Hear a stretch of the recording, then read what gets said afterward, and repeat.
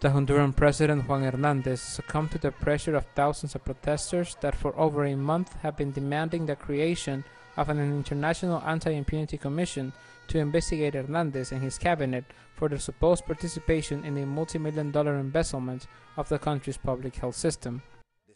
After discussions with the Security and Defense Council, we are proposing the creation of a system to fight impunity and corruption, with the participation of the National Congress, the Supreme Court, the General Attorney, the Presidency, and all the Cabinet. However, the political opposition says that the president's move is a cynical one, as those involved in the corruption are the ones investigating. Former President Manuel Zelaya visited the United States to ask for the creation of an international anti-impunity commission made of independent investigators. Former President Zelaya is currently in Washington asking for an international anti-impunity commission. He's talking with many people. He's talking of what is going on in Honduras with the demonstration with people that are angry. This is not an initiative of a political party, but of all the Honduran citizens. The intention of the Honduran president was to reduce public pressure, but his announcement has only increased the call for demonstrations all around the country to demand justice against all those involved in corruption. Gerardo Torres, teleSUR, Central America. Excessive force used by police officers during demonstrations continue to drive heated discussions throughout the United States. On Monday morning, the settlement of a class action lawsuit in the Washington, D.C. District Court guarantees the rights of activists to express their beliefs without law enforcement repercussions and by limiting the force used by police during demonstrations, hoping to set a precedent for better police practices throughout the country. What we're seeing as people are taking to the streets across the United States, you see vastly unconstitutional violent conduct from the police. You see it in New York, you see it in Baltimore, you see it in Ferguson. And that conduct by the police couldn't happen if these policies were in place. The number of recent events that have taken place across the country involving excessive force used by police officers and the criminalization of massive protests have heightened the need for citizens to speak up and take on class actions.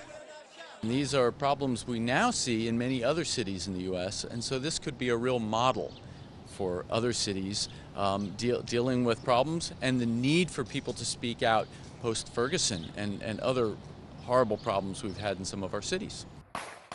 The blatant disrespect felt by minority groups in the hands of law enforcement has fueled protests and demonstrations. The protesters request a complete restructure of police forces across the nation.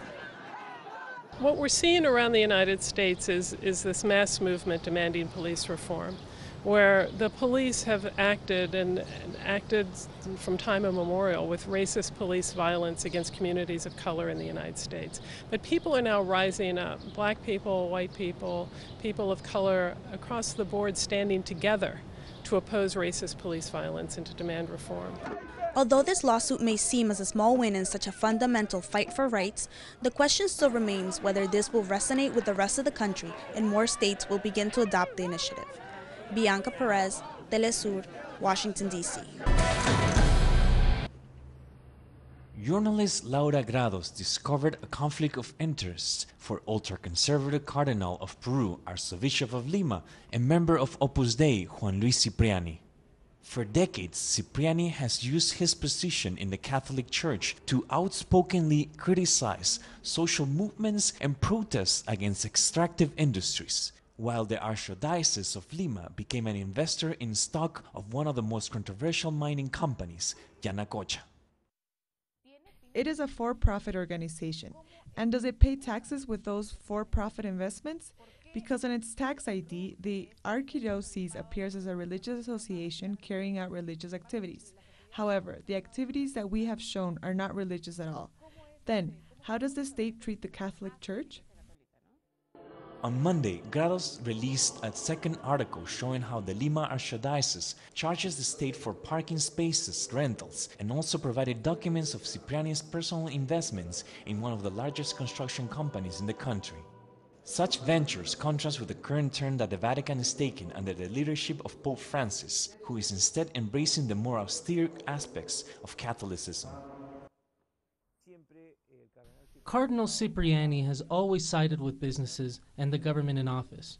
We have never heard him defending the community that is confronting a mine or confronting a company because of pollution.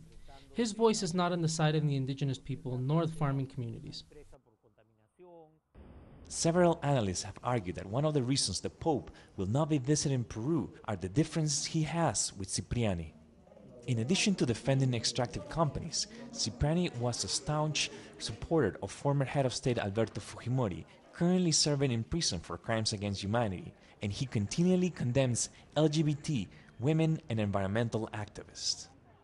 Rael Mora, TeleSUR, Lima. The Vice Ministers of Foreign Affairs of Argentina and Cuba coincided in the excellent state of bilateral ties between both nations and stressed that further work in economic, commercial and cultural areas is needed. Relations today are at an excellent level. Talks are of the highest standard. We have a level of cooperation that is functioning well. The meeting was devoted to evaluating the previously sealed agreements signed on a diplomatic level and to envision new projects that deepen the good relations that both governments have been developing. The purpose of these meetings is to deepen cooperation on multilateral issues. It is also to discuss joint projects that greatly benefit our people, for instance, in matters of health and education. We are also looking at Cuba's cooperation with Argentina in terms of natural disasters. All these issues were discussed in the meeting, and there's a lot of work to be done, by both the foreign ministries and with other ministries as well. Following the meeting, both governments announced their enthusiasm at working together, coordinating the common position of the two countries in international forums while analysing national and regional policies. Leo Politico de TeleSUR, Buenos Aires.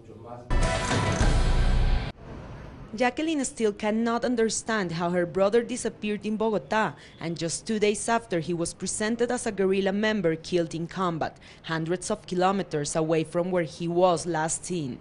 He is one of the thousands of civilians that were used to boost combat kill rates. I imagine they have mothers, children and a family too, but that didn't prevent them from profiting from the murder of so many people in order to travel and celebrate. It's very sad what they did. While they celebrated, others like me were crying. And that's what hurts Jacqueline the most, to know that each murdered civilian like her brother meant benefits for the perpetrator. For human rights lawyers, the background of these extrajudicial killings is right and incentive policy aimed to measure battlefield success by body counts. That was what perverted the system, because the military were offered rewards, such as more money for private expenses, promotions. Soldiers were being offered days or weeks of rest to go and visit their families, meaning those practices were promoted from the highest levels of government.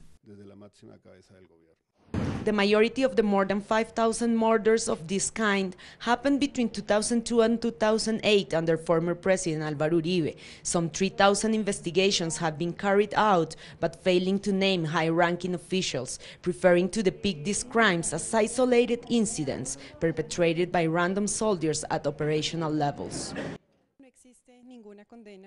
There's not even one conviction against high-ranking officials, even though it's proven that in many army units these crimes were massively committed.